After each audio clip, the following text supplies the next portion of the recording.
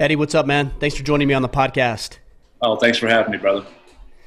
Yeah, you bet. I mean, I heard about your story. I told you just a second ago, I hate saying like your story. It's not your story, it's your life, man. And I was listening to the podcast this weekend with you and a friend of mine, Andy Stumpf. Yep, it's It's great like guy. a great guy. I've known Andy for a couple of years now, and he's always been supportive of what we're doing here, and he's just a solid guy. But man, I heard you talk about it, and of course, I read a portion of the book at this point, and I mean, I'm absolutely blown away. It's not your story; it's your life, and that's the distinction I think we need to make here. Yeah, it's funny. Like I did Andy Stump's podcast pretty much. I mean, right after I retired, so I was like not even a month out, and obviously it was after everything that had happened. So, um, this year it's been good to sort of just like decompress from all that. I took this year to like heal myself and just wrap my mind around everything that happened the past 2 years. But I mean, it's been good, especially writing the book and getting that on paper.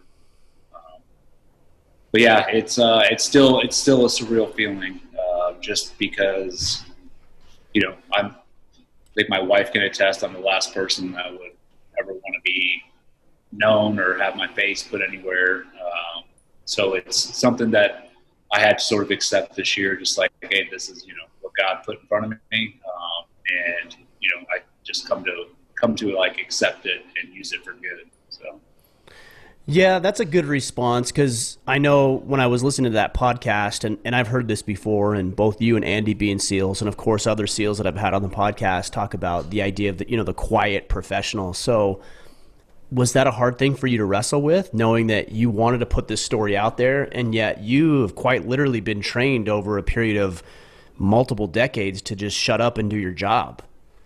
yeah, that was probably one of the biggest things for me to wrestle with, especially as I was writing the book.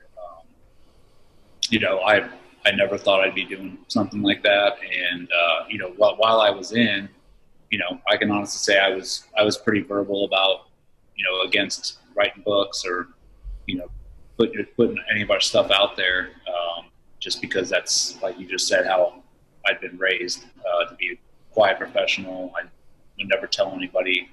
If I didn't know somebody, I wouldn't tell them I was a SEAL. It was just, I just try to keep it to myself. But yeah, it was uncomfortable, but I think you can agree, like, if you're doing something uncomfortable, and it's probably a good thing, like it's for growth. And that's what I really got out of it, is just putting everything that happened to me and my family on paper, getting it out. It really forced me to dive deep into everything, and it was it was therapeutic at times, but at times it was rough. Like, I'm not gonna lie, like probably halfway through, I was like, dude, I don't want to do this anymore. But thank God I got a strong wife who, I'm just talking to her about it, and she put some common sense into me and be like, you're doing this for a reason. This isn't, and the book itself is not a typical SEAL book. It's, I really don't dwell on my career or, stories from deployments. It's more focused on the trial, the deployment that came before the trial. I get to give the story some context, but the big thing that I liked about it is I have, my wife has chapters in it, Andrea, of like what she went through, not just during the trial, but also as a military spouse, what it's like being a spouse. And my kids also have chapters in it, just how they feel. So they're the real heroes of the story to me. That's what they went through during the whole thing, and how they persevered. How my wife, you know, stood up against pretty much the two biggest forces, which is the U.S. government and the media, and she won. So to me, I'm glad that I wrote the book to get their story out, and that the world can see just what a strong wife I have. It really is. It's a true blessing.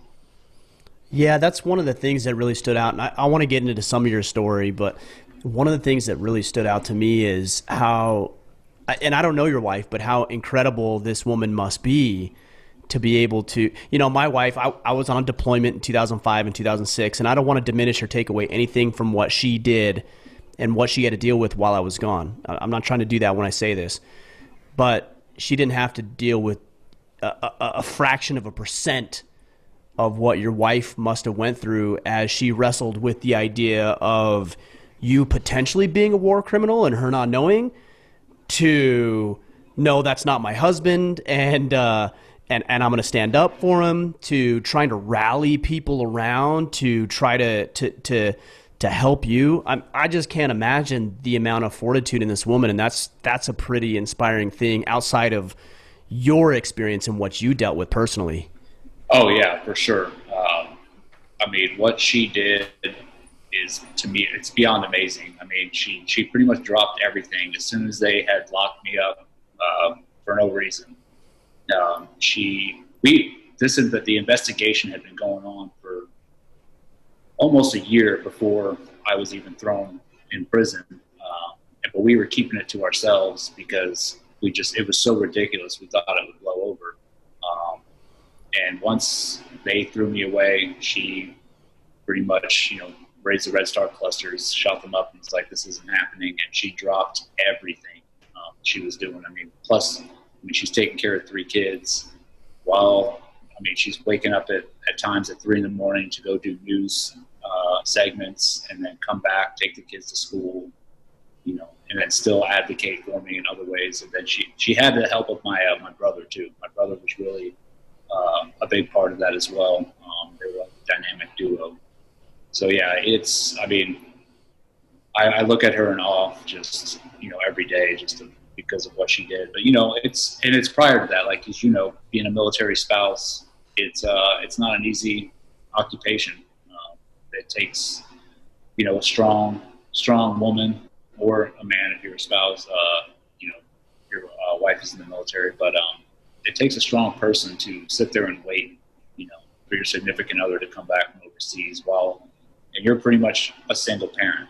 So you're taking care of everything. So your significant other can come home and, have a decent home to come home to and just relax and not have to worry about anything else. So, I knew she was strong before all this happened, and this it was like icing on the cake. Yeah. Well, and not only that, again, your situation is obviously different, but I know for my wife, when I came home, she had her way of doing things, and it was working. Yeah. Right? Like, Yeah. It was working without me getting in the way, messing everything up. And then I come back and I throw a wrench in the entire system, and I'm like, here, deal with this. And exactly. then she has to completely change her lifestyle to accommodate me. That's a fascinating thing itself. Yeah, I think it's pretty funny. Like, this is the longest, obviously, I've ever been home, which is almost going on a year now. And I'm still just like, I'm just now learning where the dishes go in the cupboards. And, That's right. No doubt, man. Wherever she wants them. Yeah. Right. Yeah. So let's pivot gears and shift gears here a little bit. With your situation, and I think most of the guys listening probably are very familiar, or at least somewhat familiar with what you've gone through and what you've experienced over the past several years. I gotta ask, like, why do you feel like, from what I've experienced, what I've seen, what I've read, what I've heard, it sounds like you were targeted, and I think you admit to making some mistakes that you would do differently. Like, you've said that. Yeah. But it seems like you were targeted as some sort of a scapegoat. Do you feel like that, or how would you describe that? Yeah, it's definitely. There's no other way to put it. I was railroaded to protect the institution of Naval Special Warfare. So these 4 individuals from my platoon came back and started a series of petty rumors that were just pretty much trying to destroy my reputation. We didn't get along. There was the first, series of petty allegations had nothing to do with war crimes or murder or anything like that. It was just that I was too aggressive as a leader. I was, putting people in dangerous situations, and that I was a thief. that I stole. Which I think, stole from them. I think that's kind of natural when you have a bunch of people, you know, you have high achievers, you have red personalities. I think it's Yeah. natural in any team environment to say, well, yeah, that guy sucks. But Hey, that's not where it ended for you. no, and that's and see that so you hit the nail on the coffin like that. That was just what they, they came back, and we've all seen it before. Long deployments, especially arduous ones. There's usually like a little hate train to come back. Usually the leadership is blamed. I mean, Of course. But you learn. You come back, you decompress from deployment, and you move on. Which is the way it's always been. But these guys decided to just sort of hold on to it. And when their petty complaints that they came up with were brushed aside, as they were told like there's nothing here, that's when they decided to escalate it to, okay, well then we saw him stab somebody. So the command, they did what they had to do. They can't sit on that. So they were like, well then you need to report this to NCIS. That's where it went off the rails. These guys had a decision right there. They could have like, okay, we're getting called on our bluff and they're telling us to report it to NCIS, or they could have just walked away right then, but they decided to, okay, we'll do this. They called the NCIS, and the NCIS agent is probably one of the most, that got put in charge is probably one of the most corrupt agents I've ever come across. He formed a prosecution right from the beginning. When he pulled these guys in, their first initial interviews, and the first thing he said to them was, "Listen, this is an open and shut case. We already know he's guilty. Just tell us what we need to know." And this is the first person they interviewed on the case. They had no evidence. So they gave these guys carte blanche to pretty much say anything. They gave them immunity, so they told them, like, anything you say, anything you did, nothing will happen to you. Right, because one of these guys testified in court, didn't he, under immunity, and said some incriminating things about himself, but of course said a lot of incriminating things about you. Yeah. So yeah, each person that went up there and testified against me all had incriminating stuff about themselves, but because they had immunity, they knew nothing was going to happen to them. Is that standard? Is that typical? I don't even know. I mean, is that something that's typical? Like, we'll grant you immunity if you rat this guy out. Yes, that is pretty much standard procedure for the UCMJ. Okay. What prosecutors they will, because what I learned, what we all learned during this, is that it doesn't. The truth doesn't matter. Once it got to that point, the prosecutor, it's all about career making. So the prosecutors wanted to win the case so they could further their career. Same with the NCIS agent. So they'll do whatever it takes for them to win. They're not looking for the truth. I mean, before the trial started, I knew, well, at least one or two prosecutors knew that these guys were lying. But they didn't stop. They were just like, well, it doesn't matter at this point. It became too political. It became too big for them to give up.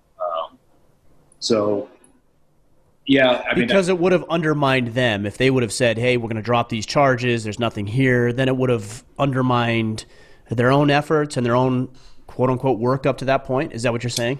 Yeah. Yeah. They wasted so much of the taxpayers' dollars to that point. There's no stop.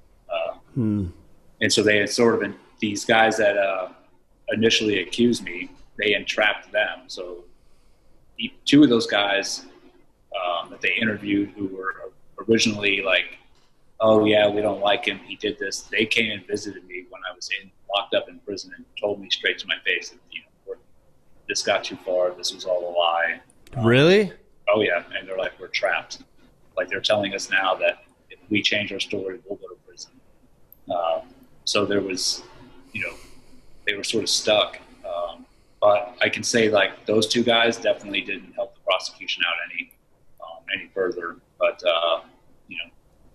the four other guys got up there and told their lies. I mean, by the time the trial had started, these guys had told so many lies none of their stories coincided. It was pretty embarrassing, actually, to watch them go up there and just spout this crazy stuff off. I mean, the jury saw right through it. Even the media, they were making little comments because they were all in the back of the courtroom, just like, I can't believe this is if it even came to trial, there's nothing here. Right. Yeah, and that is one thing that I saw, or at least read up on, is that I think initially, and I don't know the term, so help correct me if I'm wrong here, but Mm-hmm. the initial judge basically said, no, there's nothing here. Like, we're not taking this to court. And then I don't know if it was your command or My who it command, was that yeah. said, oh no, sorry, that's not how this works. This is actually going to court, which I didn't know they had any sort of authority to be able to do something like that. That sounds And asinine to me.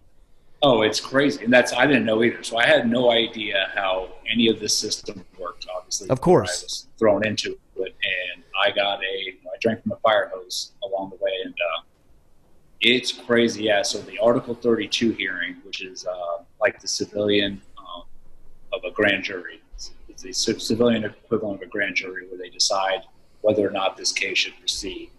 Um, yeah, that initial judge said there's not enough here to move forward, like especially on two of the murder charges. And my command, Commander Rosenblum and Admiral Green signed off, like, nope, send it forward and charge him with everything, which was a shocker to me. I think once they did that, that's when I sort of came to realization that we're against everybody now, like not just the government and the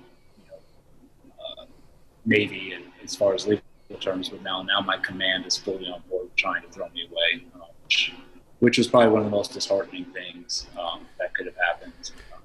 That crushed me pretty good. But I think what people need to realize is it's not the SEAL community itself that was against me. It's the head, like we call it the head shed or the leadership. So it's the high-ranking officers who make these decisions, and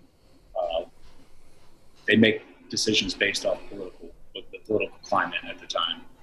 And I think they decided that, hey, this doesn't look good for us, even this story. So we're just going to go all in and hang this guy out, put him away for life, and that way we can say that we take care of our problem children.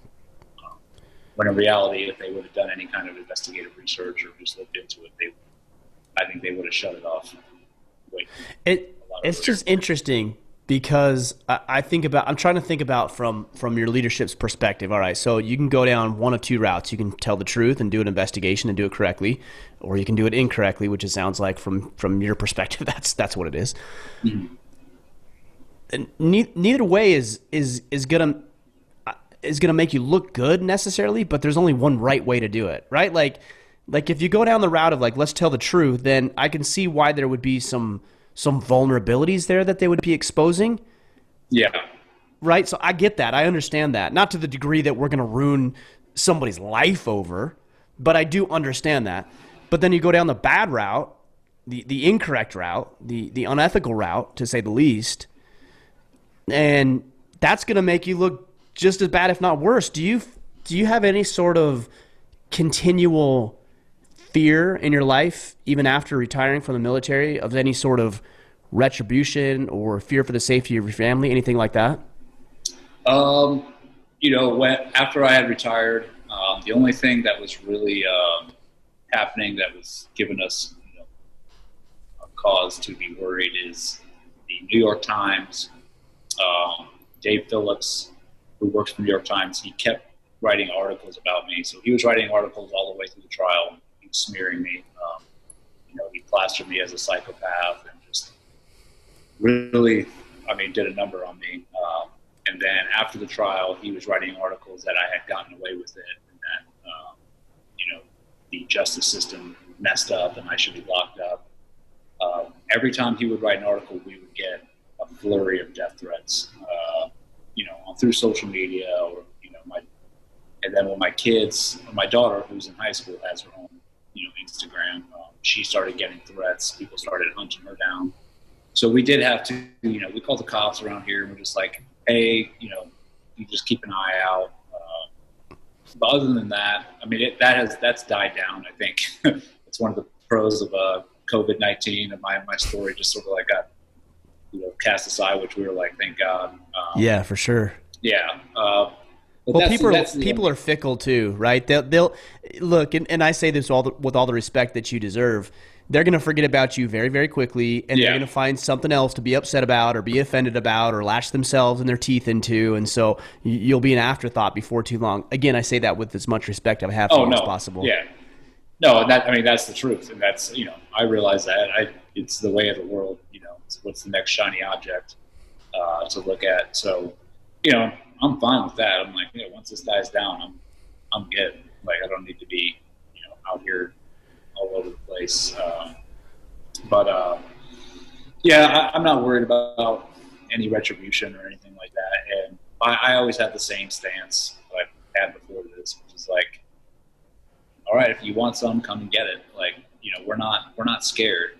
I'm not looking for a fight. I just want to live peacefully. But if I think you're coming to harm or threaten my family in any way, like, I'm going to stand up for myself and my family. So, how has this affected and changed the way that you lead your family? Are you, I don't know, I'm just thinking out loud here, trying to make them more situationally aware? Is there certain training that even you're taking your wife or your children through? Or are there things that you're trying to explain to them that they need to be more vigilant? I don't know. Has this affected the way that you're leading your family?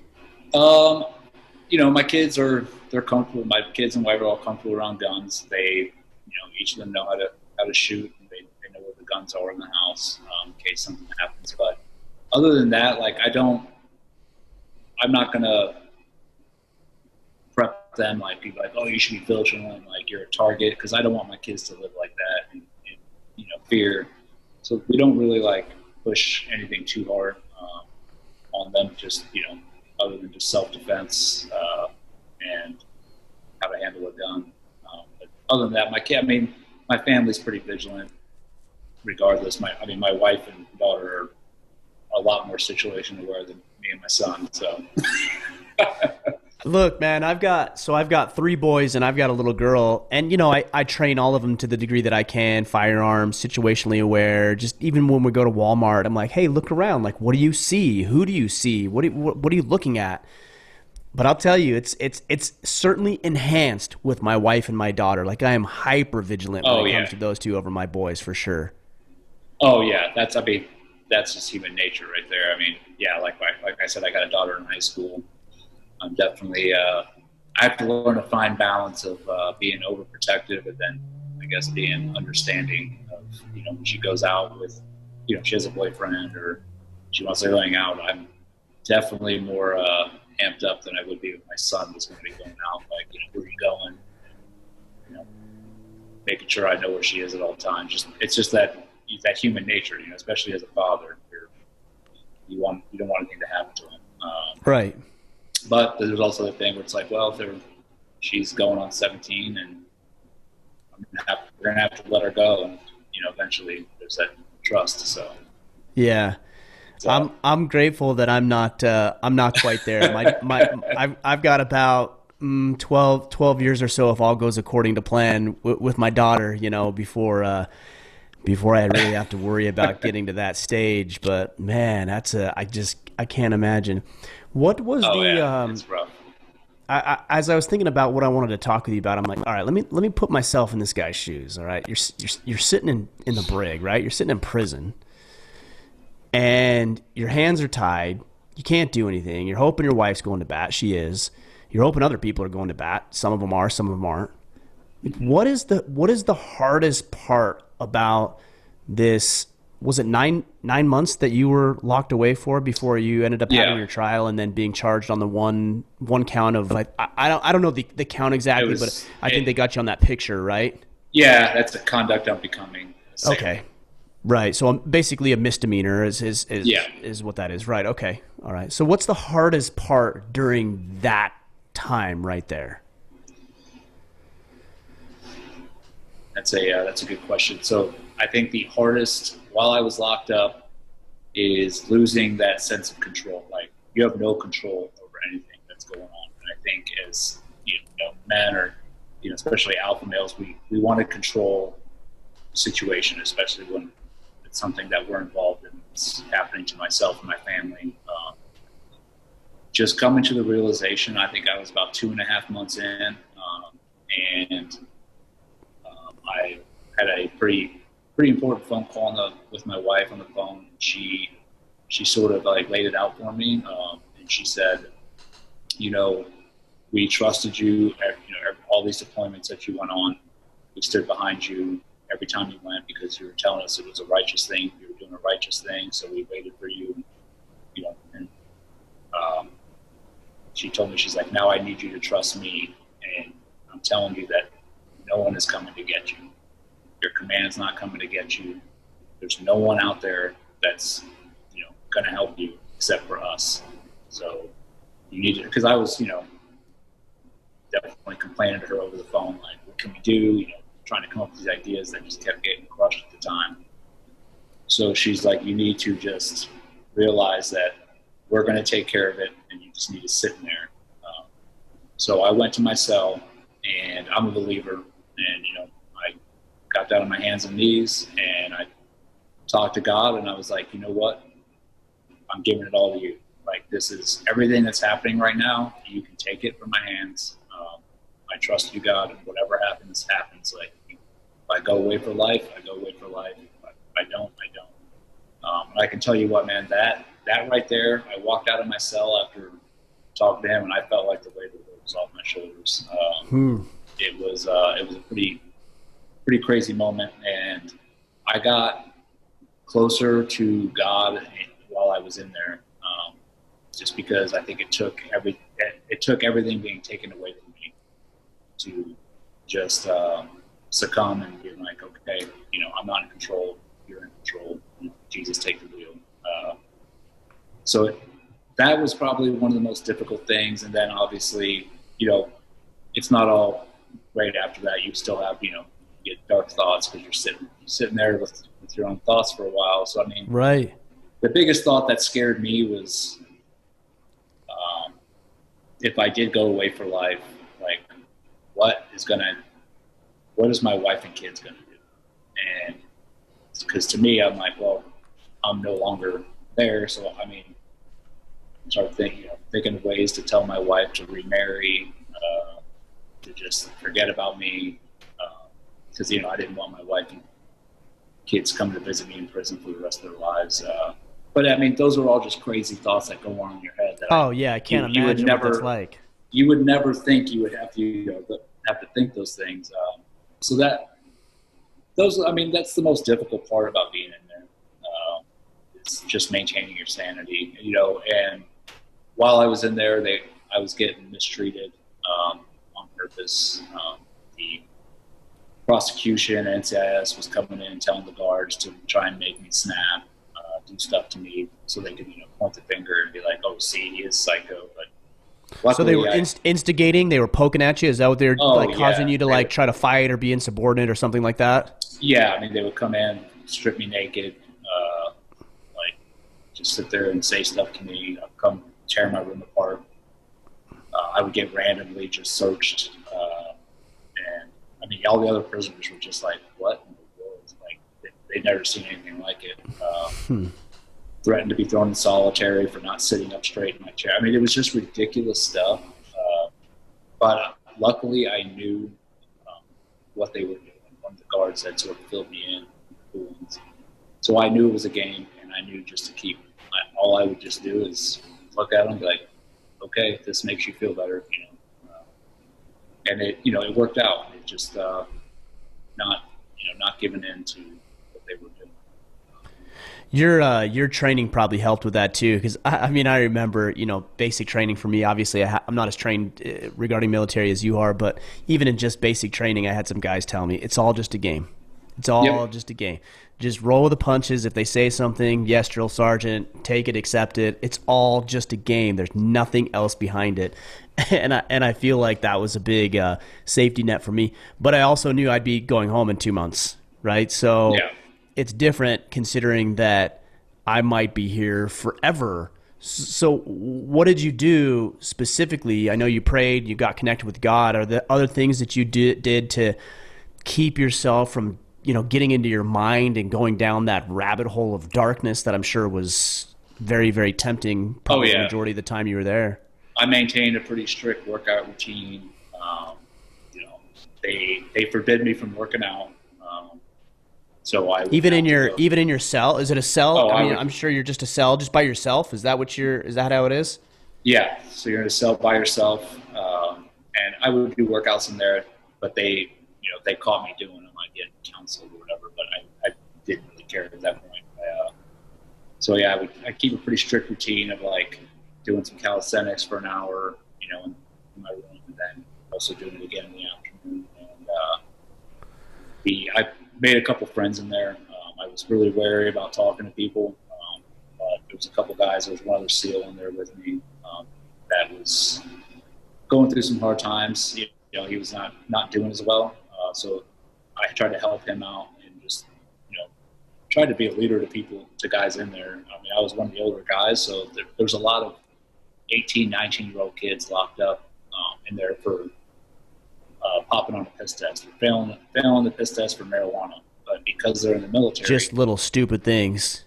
because they're in the military, they got 5 years, and so being in there with those kids and just trying to keep them positive, and just trying to get their mental state right. I try to take on that role a little bit, just and help me out too. You feel good when you help somebody else. So Yeah, I mean, there's purpose behind that, right? yeah, and that's what you do. You sort of adapt to your environment. I definitely didn't have like a feel sorry for myself attitude. I was just like, okay, this is where I'm at. I'm gonna adapt to this and do some things to survive, and also give me a positive mind state, and that's helping other people out, or especially these younger kids. Help me out. Right. Why'd you decide to call your book Man in the Arena? I'm actually looking at it right here. I've got an excerpt from Theodore Roosevelt's speech titled Man in the Arena, and so I'm really curious why you decided to title the book that itself. So I mean that saying, or that quote, I've been reading that ever since before I joined the military, and I had it on a lot of my stuff, like a lot of plaques. But at my retirement ceremony, I had one of my best friends speak, who's he's still active duty, and he actually gave me the idea, because he was like, when I think of everything that you went through, and just knowing you through your whole career, that quote, it reminds me of you. Like, that's exactly what you did. Kept getting back up, and and it's not just from what happened to me during the trial, but that's my whole career has been. I've never been like a first time, every time guy. Like, I'm pretty much like, I'll go do something, fail at it, and then I become extremely good at it afterwards. And so, and I learned it. That's just how I operated from early on. So I never got down. Every time I failed at something, I just took it as like, okay, I can get better at this. I'll come back stronger. Which is, part of the quotes, getting back up every time you get knocked down. And then the big thing is, it's not the critic who counts. That's what hits me hard, because there's a lot of people, and still, that criticize me for what went on, but they don't know me as a person. So that's why I decided to name the book that. I think it fits well. And then it also describes, my wife is also the man in the arena, the woman in the arena, everything that she did. So it fits. Yeah, it makes sense. I like that you're talking about the critic, because I think it's very easy to jump to conclusions. And I think in a lot of ways in modern society, we're rewarded and encouraged to have an opinion with very little information, right? So we get these, Yeah. And look, I'm guilty of it too. I'm not absolving myself of any guilt on this, but I jump on Instagram and I, put up some quote, and it's very generalized and it's broad sweeping and it's black and white. I'm like, yeah, obviously there's nuance here, but that's not what Instagram's going to reward you for. Yeah. And it's the same thing with having these types of conversations, which I'm learning is, you can join Fox News and be on there for 60 or 90 seconds and try to make your case, but like, what is it you can possibly say in a matter of 60 or 90 seconds? And that's why I think conversations like this, where we have an hour or longer to sit down, are so valuable, but it's hard because people just are not conditioned to pick up on the nuance and actually listen for what's going on, and they jump to conclusions so quickly. Again, myself included. Oh yeah, for sure. And I'm guilty of that as well. Definitely was guilty of that before all this happened. But I can tell you, like, going through all that now, like, I look at everything through a totally different lens. If I see an article or whatever, the clickbait material everybody puts out, I'm like, I don't believe anything I read anymore. I have to dig into it and probably read like 3 or 4 articles to like really get some kind of facts. Yeah. But I just don't think people these days have the attention span. Everything is like now. We're on our phones all day. Everything's fed to us instantaneously. So I think it's hard for people to just sit down and like actually delve into whatever they're looking at and find some facts out of it. They'll just jump, like you said, they'll jump to a conclusion and then just start giving their own critiques on it, or like what they think and their thoughts, which their thoughts half the time are baseless because they don't even know the facts. Of course. Well, yeah. and then it gets worse because we form our conclusion on faulty or flawed or incomplete information, and then we get assigned a team, right? So now you're on that team because you think that one certain way. And I'm conservative. I know you are too, just because I've seen your posts and things like that. Most of the guys listening know that. And so I'll say something that doesn't align, for example, with the conservative, the conservative talking points, and people will they'll lose their minds because I said something that went counter to what the team is supposed to believe and say and think and regurgitate. Oh, I know. It's nuts. It's like you can't be your own person anymore. Like, you have to belong to a side. And I mean, I'm the same way where, I'm conservative, but I don't believe like all the extreme right-wing ideas, if I listen to somebody that's just completely extreme right-wing, I'm like, I should tune them out right away. It's the same as I do with an extreme left-wing person. I'm like, all right, you guys are like out of your minds, so, I just, like you said, it's, I forget where I was going with it, but it's hard to be like a free thinker nowadays, I think, or it's looked down upon. And I think a big thing with this, especially today's society, is we've become so fake as a country that the truth offends people. Yeah, for sure. So, I mean, as soon as you're speaking any kind of truth, on any subject, if somebody doesn't like it, they're going to cancel you out in some way, or try to. That's true, man. I've made posts as something as what I thought was seemingly insignificant as saying that a man is a biological male, and which is comments. Yeah, it's like, how come you're transphobic? I'm like, I didn't actually say anything about that. I just said a man is a biological male. Like that, there's nothing else to jump to the conclusion on, or so I thought. But people listen to that and they interpret it through their own lens and their own baggage. And everything is taken out of context, man. It's very, very frustrating, for sure. Exactly. And you said it. It's out of their own baggage. Like I read comments like that or the negative. It's all you got to think of is that's their problem. Like, something you said. I mean, you didn't say anything offensive. It's whatever they got going on in their life. They're just trying to portray it.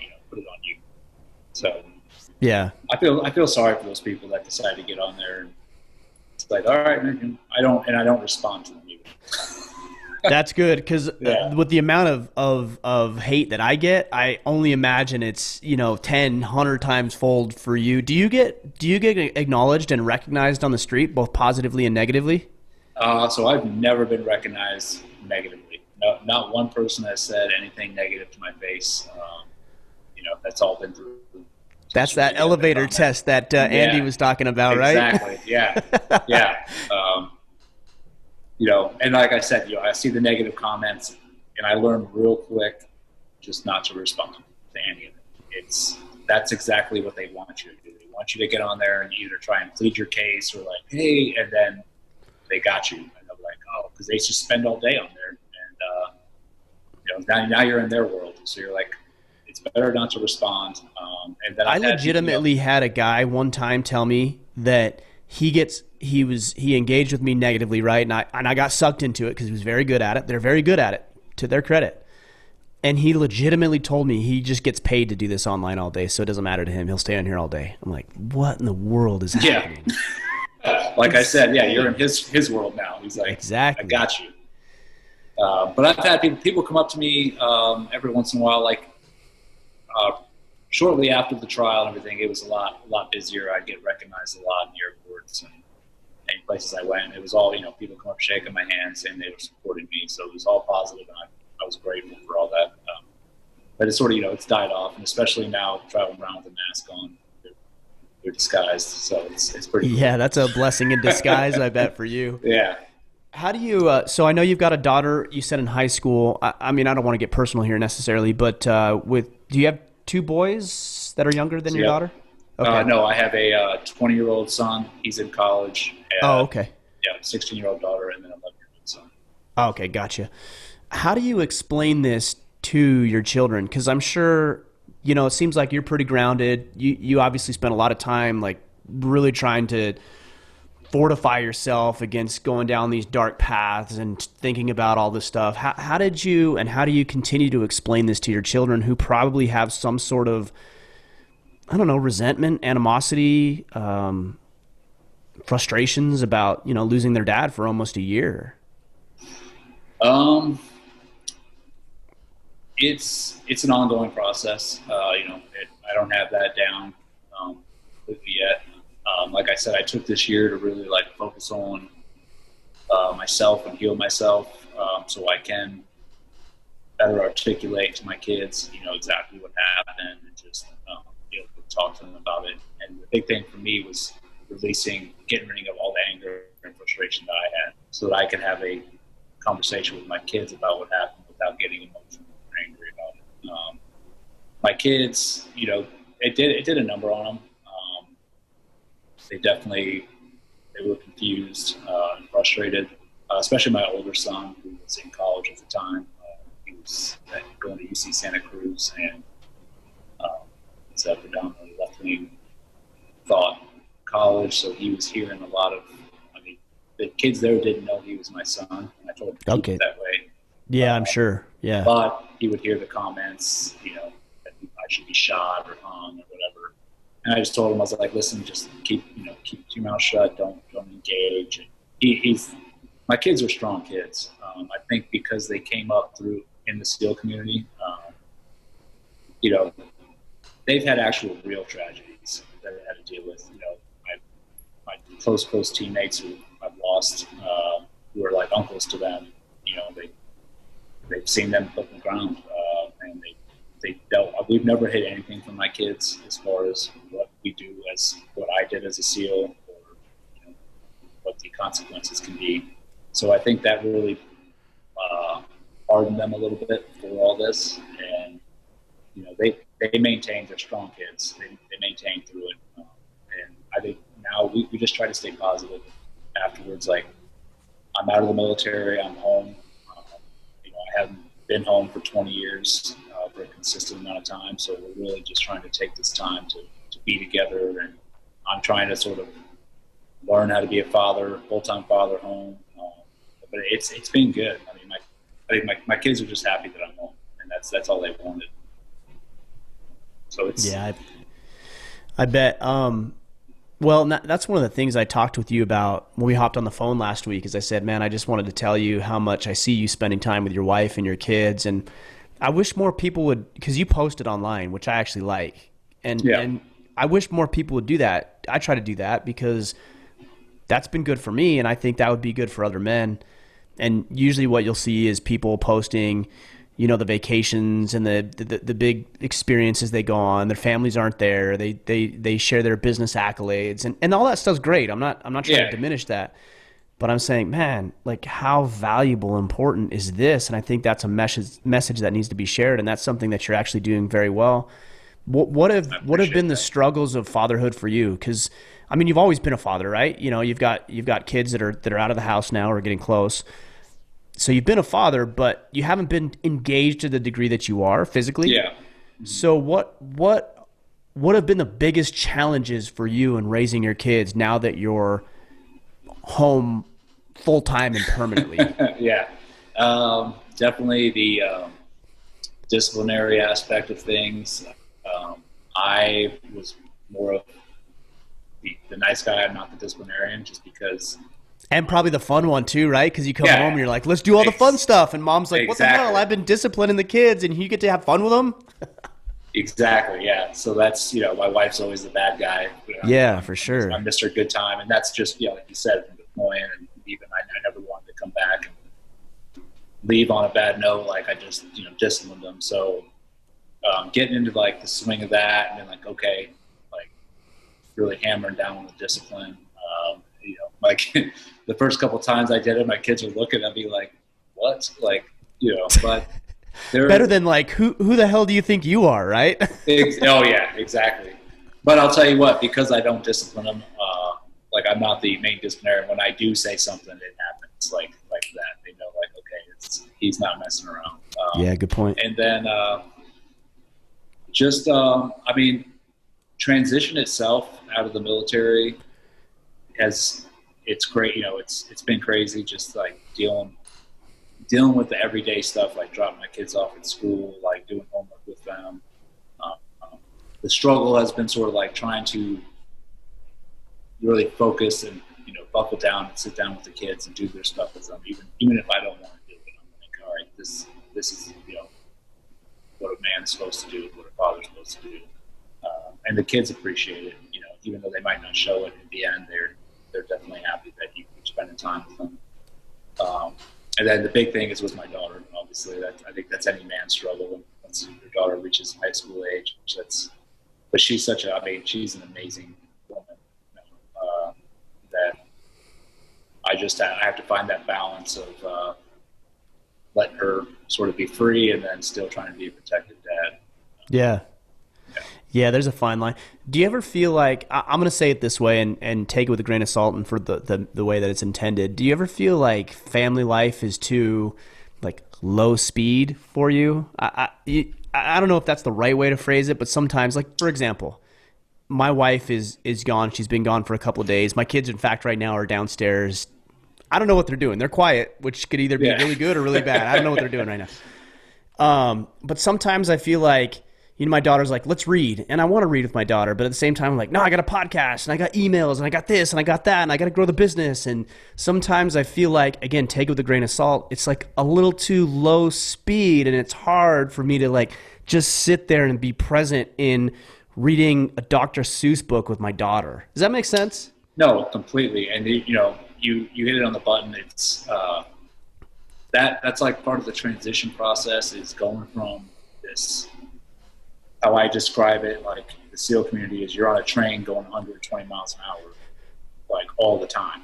And everything that you deal with or that happens, you just throw in the caboose and you're like, let's just keep going. And that's the lifestyle that you lead. So like, even when I was home, and this sucks to say, but it's the truth. Like even when I was home during my career, my mind wasn't at home. It was always, what's the next thing, next training. Yeah, I'm sure. Trip, the next deployment. And I didn't realize I was like that until I got out, and it sort of hits you and you're like, dude, I had this almost like an anxiety feeling, like there's something coming up, but there's nothing. So there's nothing coming up, but to me I was like, I'm looking for the next thing, and that took some time to get used to.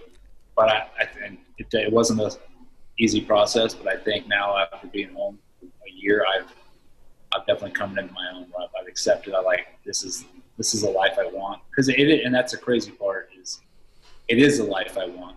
But after 20 years of living that 120 mile an hour speed life, it takes some time to like really decompress from that and just settle into being home.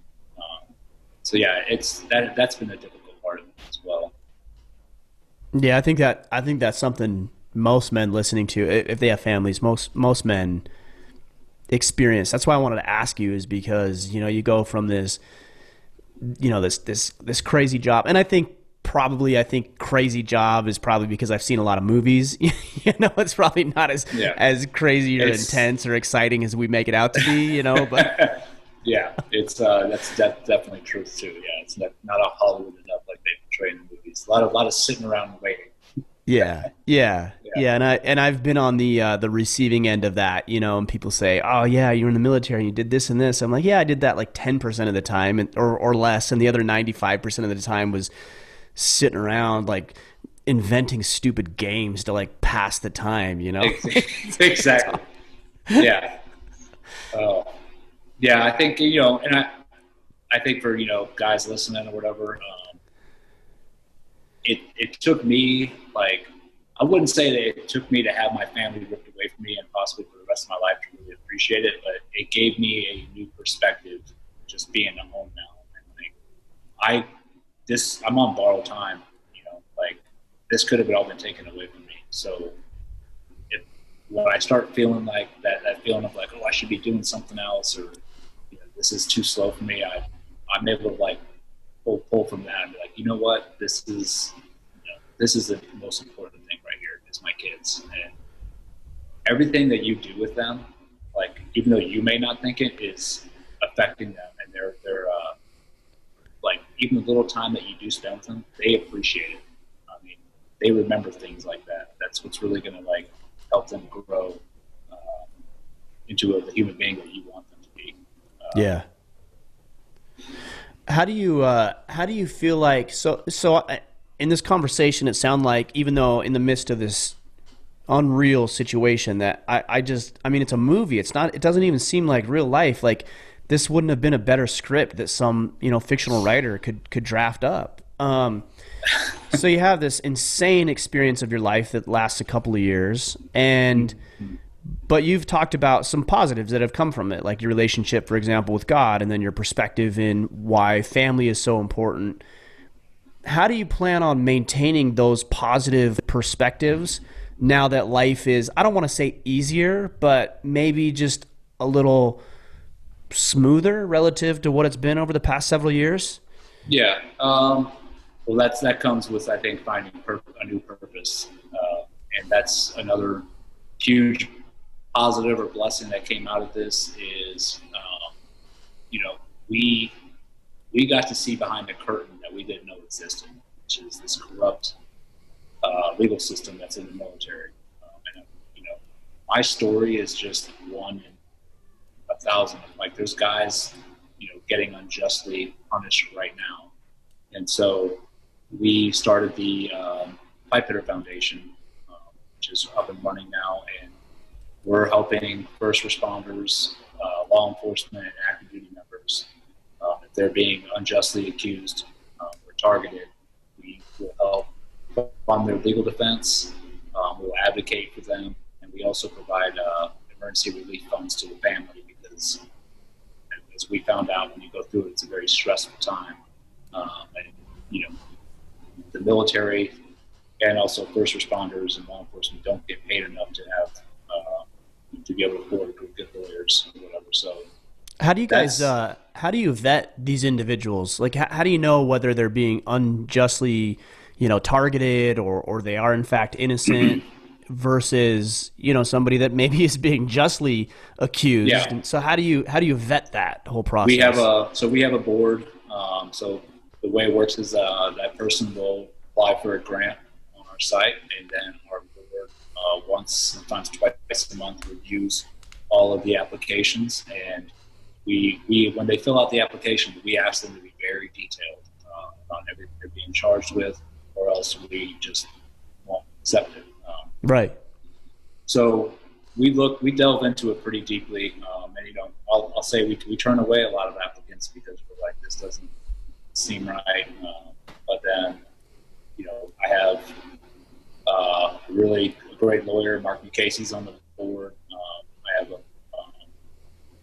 law enforcement members on the board, other SEALs, retired SEALs, and so all together, we usually come up with a pretty good, like, okay, we're all in favor of helping this person out. And I'll tell you this too, like even if a person's guilty, what we're finding out now too, and we're helping some, even if they got found guilty, the punishments that are being handed out by the military do not fit the crime. So like the military, like if you're like sort of what I got charged with was conduct unbecoming to the picture. That's a misdemeanor. But because I went to a court martial, they tried to take away my retirement. They tried to take away my whole 20 years of service for that, take away my trident, which, I mean, would destroy myself and my family. That's just, you know. And that's where Trump stepped in, right? Because I think there's a misconception out there that he pardoned you, but you only you weren't pardoned. You didn't get tried or found, I should say, guilty of some of these allegations. Just this conduct unbecoming, which he didn't have to pardon. You served twice as long as your sentencing was, if I understand correctly. Yeah, almost 3 times as long as three times. Okay. Was. Yeah. So yeah, the president did not pardon me. He called and just said, "Listen, you're going to retire with everything that you earned over 20 years. That's with the rank that you are at right now." I mean, that's what he did for me, because other than that, it would be like the 20 years of my life just got erased. Which is insane, because look, I saw that picture. I think I saw the picture in question. I think that was the right one.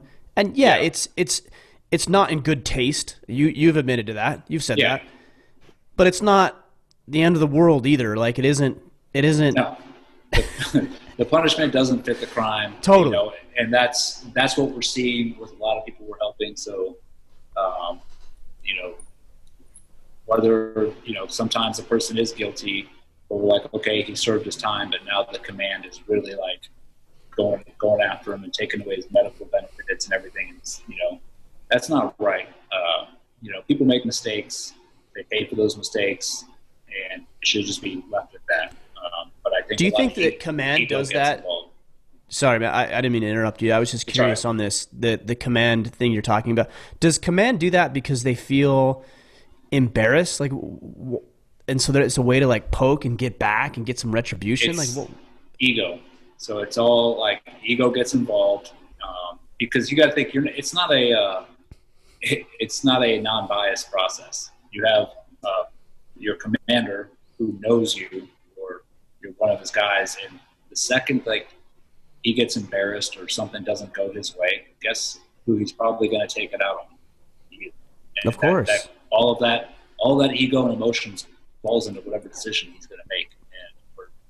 And we're seeing it now with multiple members that we're helping, that, I mean, they're getting raked over the coals just because this commander who's making these decisions is butthurt that things didn't go his way. Right. So we're sticking up for those people too, you know, because they're human beings, and you can't just throw them to the street. What we're seeing is they're throwing these service members to the street with nothing, and then guess what that leads to? The 22 a day epidemic. So right. Yeah. It goes hand in hand, and it's only going to get worse. Can I ask you something personally about that, actually, Eddie, on that, the 22 a day? Is that something, did you, during this experience, ever seriously contemplate and consider taking your own life? No, not once. I got asked that a couple times, you know, like, oh, are you thinking about suicide? And like, no. I was like, but if I go away for life, it's like, I will probably end up trying to escape until someone kills me. You know, hey, look, like, that's actually one of the codes. You're trained, right? I mean, that's part of your training, is to escape. Like, that's part of your training, which I think is why they probably considered you maybe a flight risk. I think at one point I heard, because you do have some of that training. That's what they use to keep me in. Right. Yeah, so they're like, oh, you're a Navy SEAL, so we have to keep you in here. You're dangerous, which I thought was pretty disgusting as well. They use my job against me at every school. Using the job they trained you to do. Yeah. So they, you know, that was the reason they kept me in. But yeah, no, I never went to that, you know, that dark of a space. And I'm not, it never crossed my mind. Yeah. Are you guys doing the Pipe Hitter Foundation, are you guys doing any, outside of representing these individuals, doing any sort of lobbying for the way the UCMJ is administered? Is that a branch of what you guys are doing? That's one of the purposes, is to sort of ask for UCMJ reform. We're not at that platform yet, since, you know, 2020 has been done a number on everybody. So I mean, we got the nonprofit started, but then, you know, the fundraising's been a little slow just because of everything that's going on. So I think once, we're hoping in 2021, that's when we'll be able to start going out lobbying for, you know, UCMJ reform, because it's an archaic system. Yeah, it sounds like it. I mean, fortunately, I haven't had much experience with it for myself, so that's a good thing. But yeah, I mean, based on what I've heard and what I've seen and what I've heard you talk about on other podcasts and of course in the book, like it seems like there definitely there's a lot of conflicts of interest there that I think need to be extracted. Yeah, So there isn't that personal attachment to it like you were talking about earlier. exactly. Yeah, I mean, I think it's hard to explain to civilians just how messed up the UCMJ is, but like, I have the Navy assigns you a defense lawyer, if you're being charged with something. But this is what I saw and what the problem is that your defense lawyer could work for the prosecutor who's prosecuting you, and they both could end up working for the judge. Right. So you won't be properly defended because that JAG that's defending you is worried about his career. It's like, well, even when we caught the prosecution doing illegal stuff, I was sitting there like, how is it that they're getting away with this? And it was because nobody wants to say anything because they're like, well, that guy might write my pit rep later on down the line. And if I call him out on this, it's going to look bad on me. And I mean, that is literally how it works. And so That's interesting. I hadn't considered that. yeah. Did you get outside representation then eventually? Is that what you ended up doing? For sure. So representation not part of the military, civilian representation? Yep. Yeah. Okay. So we ended up, and that's where the fundraising aspect comes in because we couldn't afford the lawyers that we had. So I mean, Right. thank God that there was so many patriots that got behind me and Americans, and they donated to help us pay for our legal fees. Because if they didn't do that, we'd be in debt right now. So yeah, we definitely had to hire outside because I wasn't leaving it up to military lawyer to defend me from going away from prison the rest of my life. Not to say that there's some good military lawyers out there, but no doubt I wasn't messing around. Like, no, I need the best. it's your life, man. Yeah. Yeah. What is your perception of military service now and everything that's gone on for you, both positive and negative? I'm sure there's some thoughts on both sides of that. I'm really curious what your take is now that you're on the other side of things looking back. Yeah. I have no negative thoughts on my service or anything like that. Like, I wouldn't give back the past 20 years for anything. It shaped me into who I am today. I loved my job. I loved the guys that I was with. I still, I miss it. But I think definitely looking back, I would tell, like, if I was going to talk to somebody that wanted to join right now, like SEALs or a kid, and I do it once in a while, I would definitely be honest with him and be like, if you're going to do this job, if you make it through, you are going to give up certain aspects of yourself, whether you like it or not. You're going to give up parts of your brain, maybe parts of your soul. And it will have repercussions in the end. But just so as long as that person knows that, like, this is part of the sacrifice, of doing the job. I don't think that was explained to anybody going in, and I wouldn't, even if that was explained to me when I was little, I still would have done it. When I was younger, 18, 19, I was like, this is what I want to do. But you're also being recruited by people who don't understand. Like, how would a recruiter, for the most part, I'm sure there's some special operators recruiters, maybe, I don't know, but how would they understand what it is that you're actually going to be doing? And they wouldn't. Yeah, no, they definitely wouldn't. I think for people joining now, they need to go to talk to like a SEAL motivator, who's the actual SEAL, and he can explain just exactly how everything works. But I definitely think that there needs to be a huge focus, and that's also going to be one thing that we're adding on to the foundation, is just the focus on mental health for guys when they're getting out. I think that's being dropped big time. I think the VA is not doing its job helping guys out. There's a lot of foundations out there that are coming together now, forming an alliance to help guys that aren't getting the help they need in the VA. But yeah, I don't think it's enough, and I think it's only going to get worse here as we hit the 20-year anniversary of 9/11 next year. So you're going to see a lot of guys retiring that have been doing nothing Yeah, And good point. they're going to need some help when they get out. Yeah, They know where to talk. yeah. Well, Eddie, it sounds like you're doing good work, man. It sounds like you found your purpose and your mission outside of, family, of course, but outside of military service as well, and in the Pipe Hitter Foundation. Let the guys know as we wind down how to connect with you via that foundation, and also how to pick up a copy of your book, because I know a lot of men listening to this are going to be very, very interested in hearing the in-depth story from your perspective, because they haven't heard it before. Yeah, for sure. Yeah, so you can go. We're doing pre-orders right now. So the book is currently being reviewed by DoD, and unfortunately we don't have any control of that process. They've had it for about 2.5 months. I'm being optimistic and saying I'm giving it about another 2 months before it can be released. Yeah, dude, you're in an interest. I didn't think about that on the DoD review. You're in an interesting perspective, because it's not like you're talking about like all of the good stuff that happens. Yeah. So that's interesting. I had not considered that. That might take a little longer than what I've seen in the past for some of these guys. Yep. So we knew that right when we handed it to DoD. We're like, this could be a while. But we have a contact that's saying like it's going along through the process. Good. And so that you can do pre-order bundles right now. So you can go to eddiegallagherbook.com and do a pre-order bundle. With that, you will receive the book a month before its actual release date, and it's personally signed. It comes with challenge coins, some free Eddie stickers and paraphernalia, and a personalized note for myself and my wife.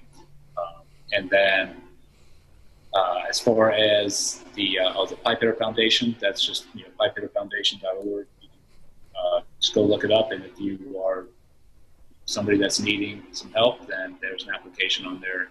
Fill it out, and like I said, we review them once and twice a month.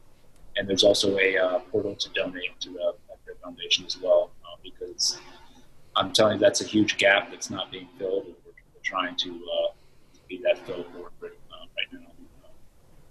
And yeah, that's pretty much it. That's perfect, man. We'll make sure we sync everything up so the guys know exactly where to go. Man, I just got to tell you, I really appreciate you. I've been looking forward to this conversation for a while now, and man, I just appreciate what you've done for this country, and then ultimately some sacrifices that you and your family had to make that, from my perspective, from where I sit, didn't seem just, and I appreciate you taking that and then turning it into a positive with your foundation and putting the information out there, which I'm sure isn't easy, and like you said, it's therapeutic maybe, but still conjures up some pain, I imagine. I just appreciate how you show up and how you lead your family and all the work that you've done. So thanks, Eddie. Appreciate you, man. Hey, I appreciate it, brother. I appreciate you having me on. It's an honor to be here. I appreciate what you're doing, the message that you're putting out, and also for your service.